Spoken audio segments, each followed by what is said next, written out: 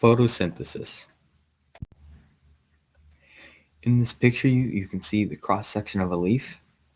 There's the upper epidermis, the lower epidermis, the stomata, which opens and closes to let carbon dioxide in and oxygen out. And there is the vein that distributes water and nutrients throughout the leaf. In this picture is a picture of a plant cell.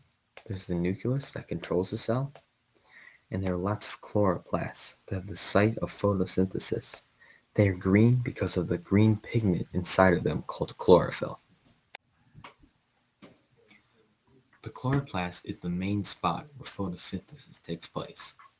It is filled with thousands and thousands of granules, which is made up of many layers of thylakoids.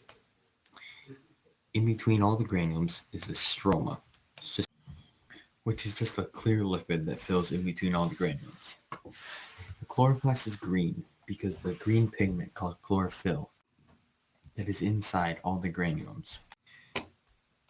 Light-dependent reactions, also known as the electron transport chain, happens in the plant cell wall.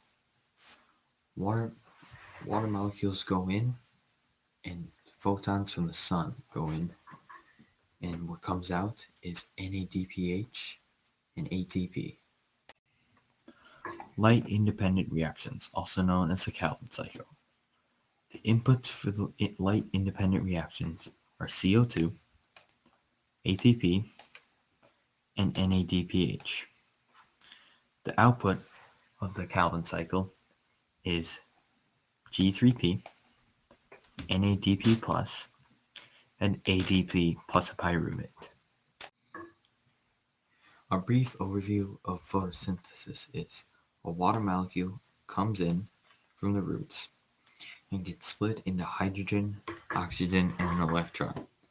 The oxygen gets released and the electron moves over into the thylakoid and gets excited from a photon from the sun and gets moved to the top of the ETC, where when it moves down the ETC, hydrogens are going through it and going into the thylakoid.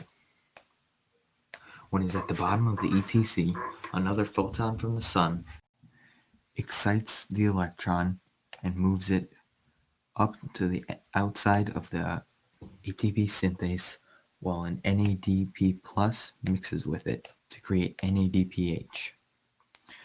Also, while this is happening, hydrogen is pushed through the thylakoid membrane, while ADP is inside the ATP synthase, and it spins to create ATP.